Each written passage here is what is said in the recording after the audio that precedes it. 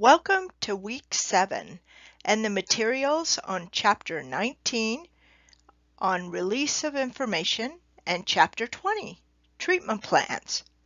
Let's start with Release of Information. Remember, we did a Release of Information, also known as a ROI, in the very first week. But there are times when you are working with a client later in treatment when a new issue comes up or a new referral is needed. An example, the client is doing better. They have been sober for 3 months, but now you are concerned about a mild depression that you are seeing. You want to work with the client to get referrals to some mental health professionals. Anytime you make new referrals, you will need to ensure that you have a current release of information on file. You are constantly updating and making new referrals and will need to do new release of informations throughout the treatment. Releases are used when you make new referrals, giving information, and also when you need to receive information from an agency. If you are requesting information, remember to only request the information that you absolutely need, not the whole record. For example, you may need a progress report on attendance and participation, rather than including all of the individual progress notes. Whole records are way too much information, and they are difficult to store, and you need to keep them confidential. So only request the information that you need. Sometimes other agencies seek information from you about your client. When you receive a request for information, be sure to have the properly executed ROI signed by the client. Talk with the client so that the client knows exactly what is being released. If the client signs a release, then you must release the information in accordance with their wishes. Therefore, talk to the client prior to them signing the release of information so that they may understand the potential ramifications, and let them know they have the right to limit the information that is released. Remember, however, that the record belongs to the client. So if the client releases the information, you shall release the information. Work with the client to only release the pertinent information, but you cannot change what is on the release. Just a side note that there is also an exchange release of information. When you see the word exchange, that means the information can go back and forth between the two agencies. Otherwise, there's a release and a request. For minors seeking outpatient substance use disorder treatment, the age is 12, wherein the minor client can sign for themselves. Here are the elements of a good release form. So, remember that the release is always in writing. So let's say your client is in jail and the client verbally gives you permission to release information to their attorney. Is that allowed? No. Consents, or sometimes called authorizations or releases, must be in writing.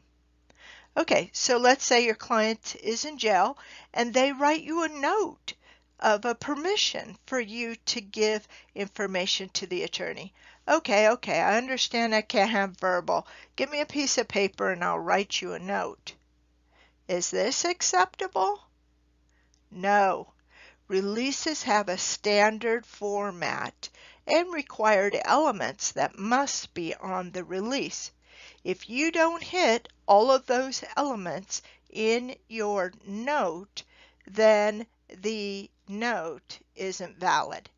It's best to carry blank release forms with you. That way, when a client requests it, you always have one handy. Let's say the client attorney calls you. What do you say if you don't have a release? Well, it's something like this.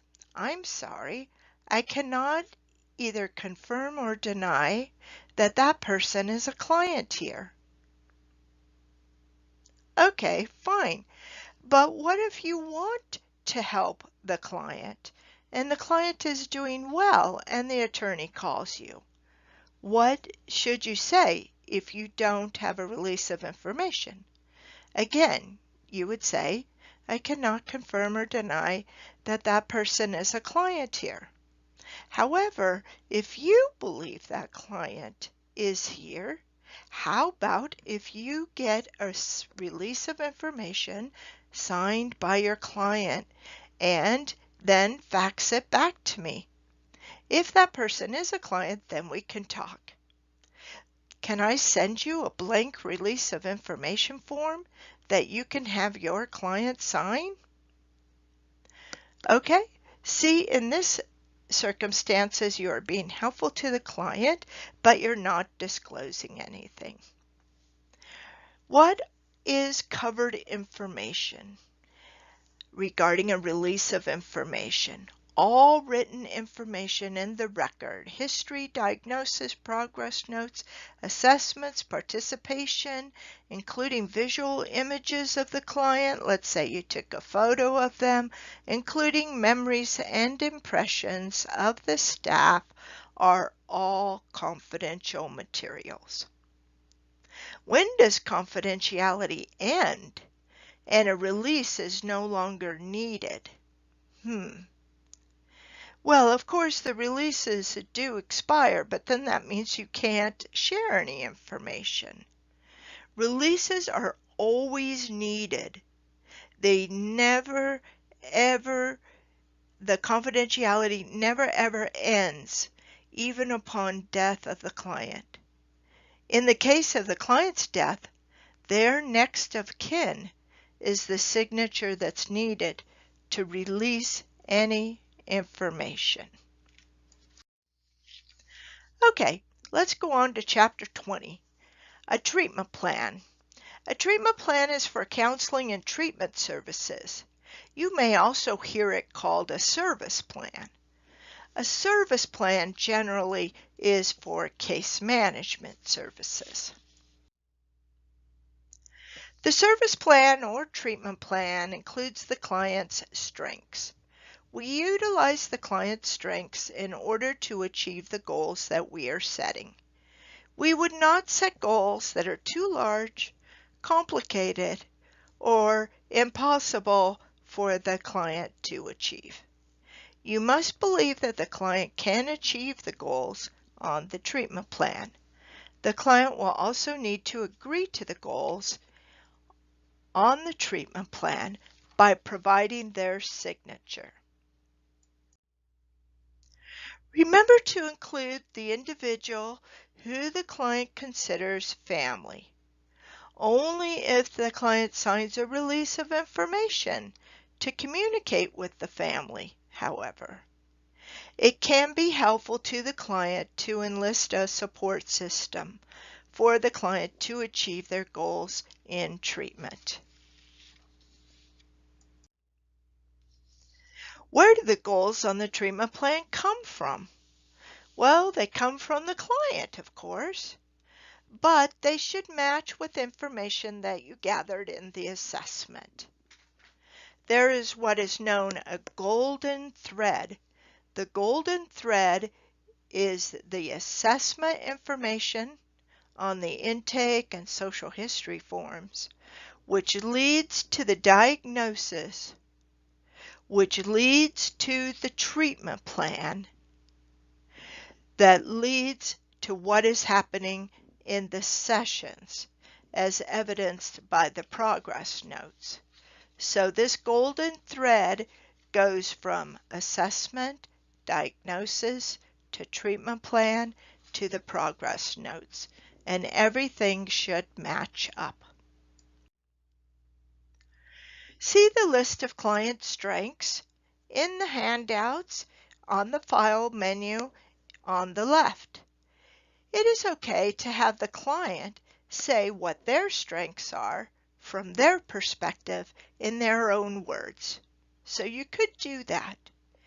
You could also give the client the list and they pick out their top 3 strengths. That's kind of a fun thing to do. You could also use the client's quotes as their strengths listed on the treatment plan. You could also give feedback about what you observe as the client's strengths. Sometimes the client, for example, may be so depressed that they can't even see that they have any strengths. So you can point those out. Perhaps it's not actual strengths, but rather resources or special abilities and skills or people that may be able to give a client support and comfort. Anything is considered a strength that will help the client achieve the goals on the treatment plan. One of the biggest audit problems with paperwork is that the treatment plan, and also other paperwork, begin to look like every other client's paperwork. Remember, you as the case manager need to develop the treatment plans for your clients that are very specific to that particular client. No 2 plans should be exactly alike. When your paperwork and plans are getting to look all the same and are not individualized, you are either getting lazy or burned out. You need some self-awareness to catch yourself before your supervisor takes a look at your notes. For example, let's say all your clients are abusing methamphetamine. Okay, so we designed kind of a cookie cutter treatment plan of group counseling 3 days a week, NA or NA meetings, AA meetings 2 times per week, and drug testing as needed randomly. Okay, that is fine because that's what the program is. But what about other goals that you will set individually with the clients? The next goals will be individualized. One client may need to get housing, while another client wants to work on getting a job. Maybe your third client wants to strengthen their relationship with their children.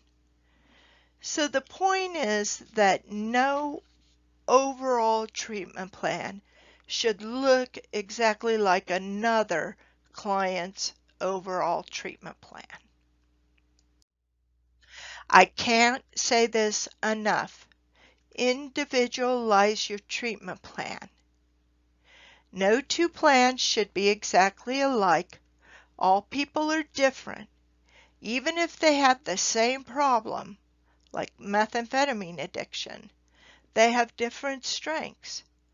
They have different reasons for the problems. They have different solutions or goals. Remember, it's the client's goals, not your goals for the client.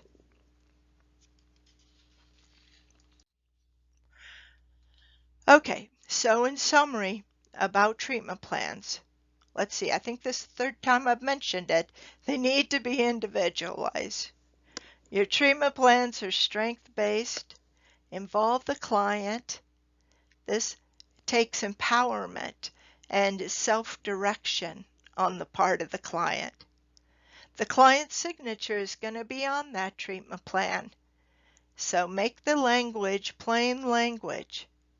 Involve the family and support system as appropriate, of course, with the release of information.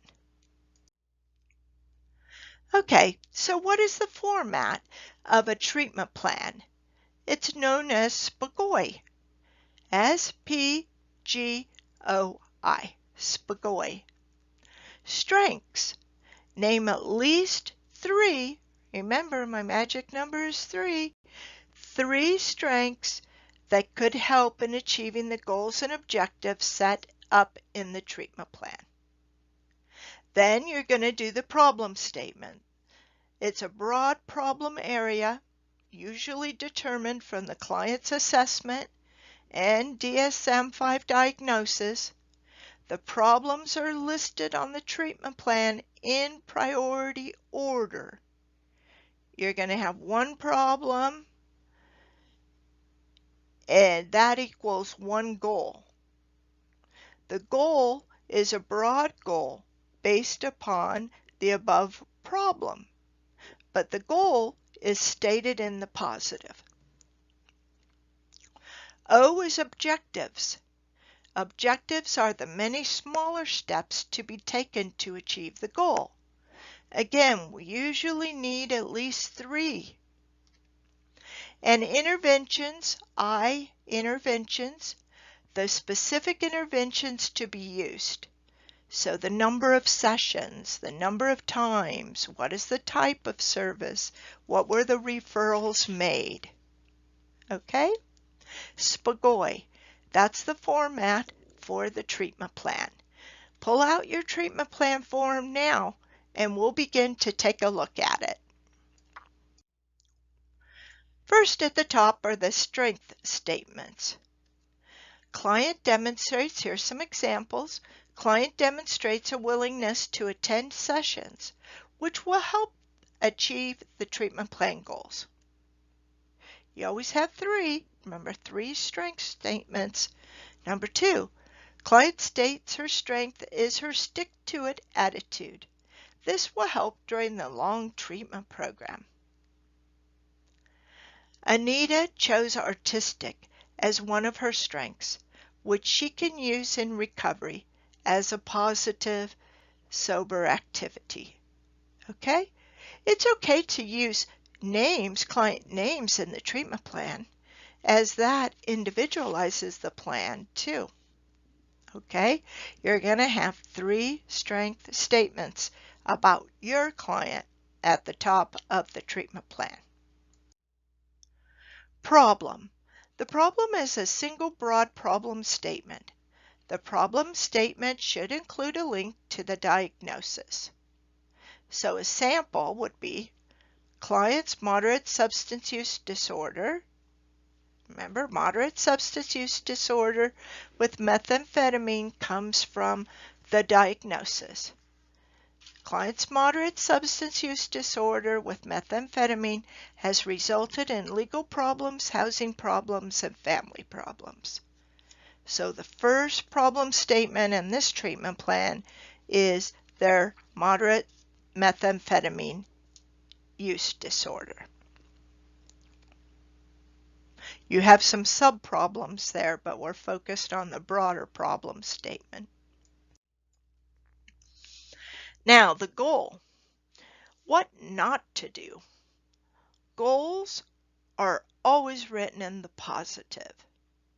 So do not state the negative in the goal statement.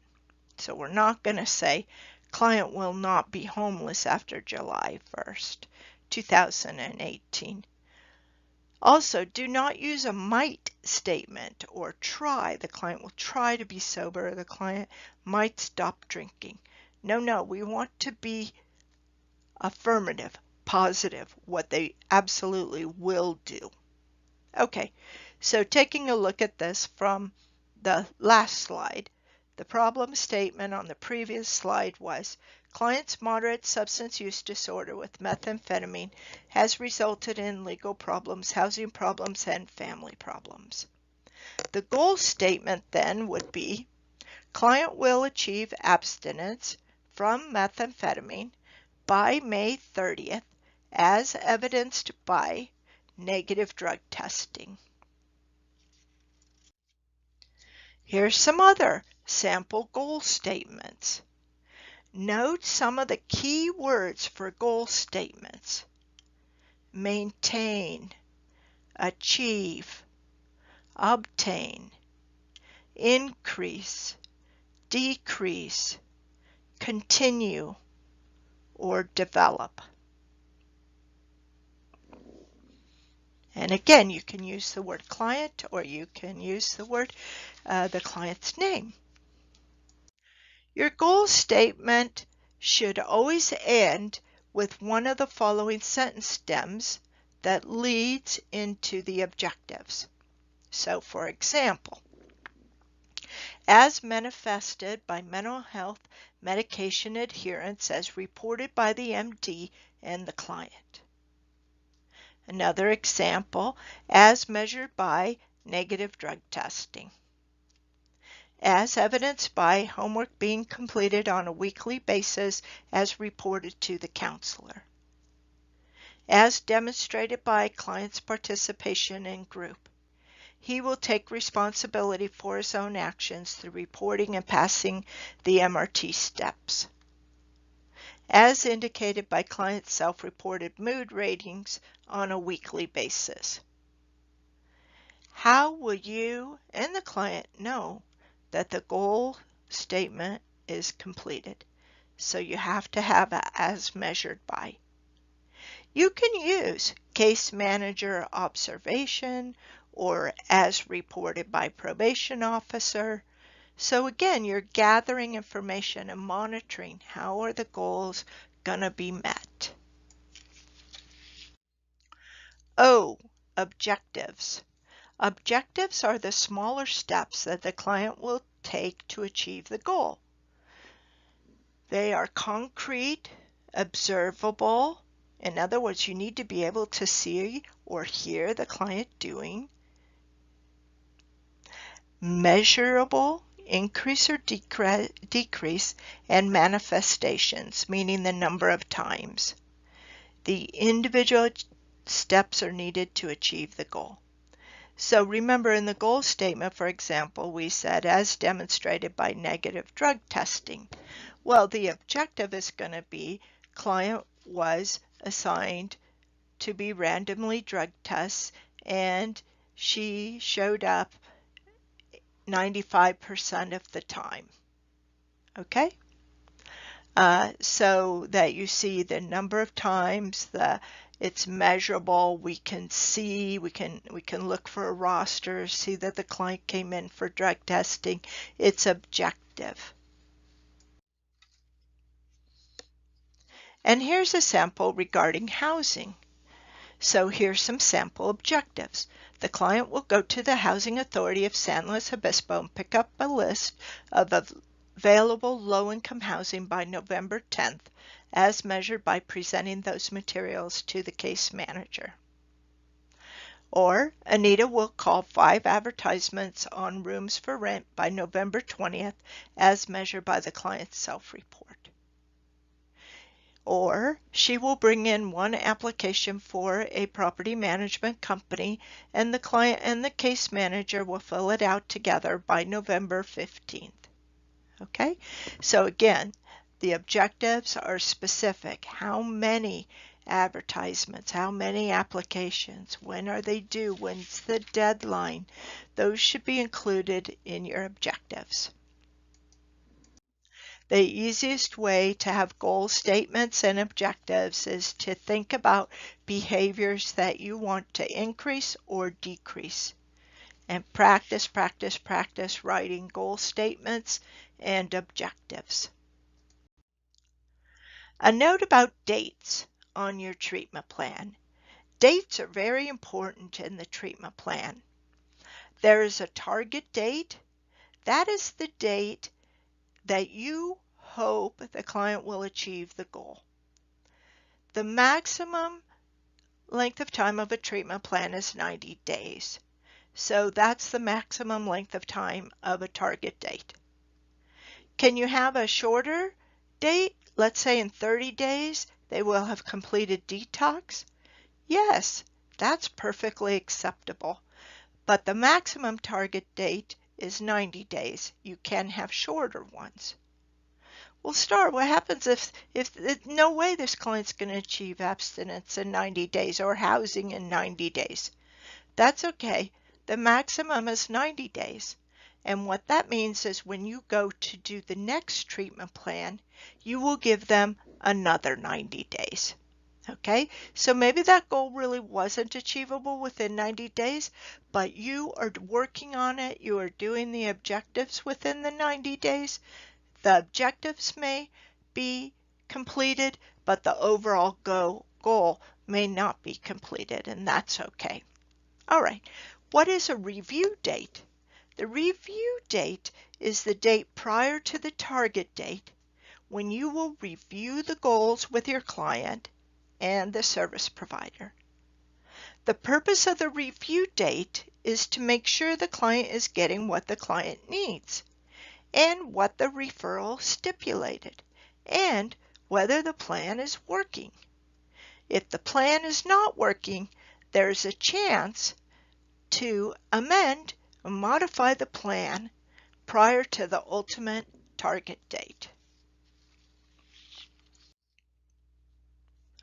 So putting it all together, here's a sample of what your treatment plan may look like. Again, remember, you can use the client's name in the treatment plan, which also individualizes the plan. And remember the magic number 3. I don't want to see more objectives, and I also don't want to see less objectives. Okay? You're going to have 3 problems in your treatment plan and 3 goals. Each one of those problems has a goal. And then under each goal, you're going to have 3 objectives. Look at the format of the treatment plan. Interventions. Interventions go into the objective section for each of the problem and goals. So, for example, case management services will be provided on a weekly basis for 12 weeks. Okay, so that's going to help you achieve, let's say, the housing goal, right? Okay. Client will do weekly assigned homework. Again, what are the interventions that you're going to be using? You don't have to name out every intervention, but somewhat kind of broad interventions. Okay. Pull out your treatment plan. This is for your client, and let's walk through it. Our treatment plan form is a little bit different here at Wildwood Case Management Unit than the one presented in the textbook in Chapter 20. So, look at the treatment plan now. What you're going to do is look back at your original paperwork regarding assessment and diagnosis. Okay? Bring that forward. You're writing that onto the treatment plan there where it says diagnosis. The level of case management. Do you remember these definitions from Chapter 1? There's intensive case management, which is with high-intensity clients who are at risk of relapse, arrest, or hospitalization. Generally, the clients are in crisis and need a lot of case management or has a lot of complex client issues which are urgent. There's blended case management. Blended case management is a combination case. Sometimes the client is expected to do well with minimal case management, but then may need occasional more case management work. You will address all of the client needs as they come along. And lastly, there's targeted case management. That's when you are working on only one type of issue. So for example, you are the housing case management. In other words, you're not going to do anything about the treatment plan goal of drug use, for example. You're only going to be dealing with housing. Most of you on your treatment plan probably are going to put blended case management. Remember the review date and the target date?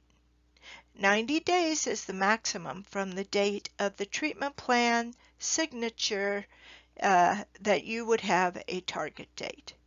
Need to fill out the whole treatment plan with 3 problems for your client. Go ahead and sign for the client, sign for your case manager's signature, and then sign my name or someone else, you can make it up, who is going to be your supervisor. Hand in your treatment plan in the module. It's okay that it's handwritten or typed, but hand it in the treatment module for the points assigned.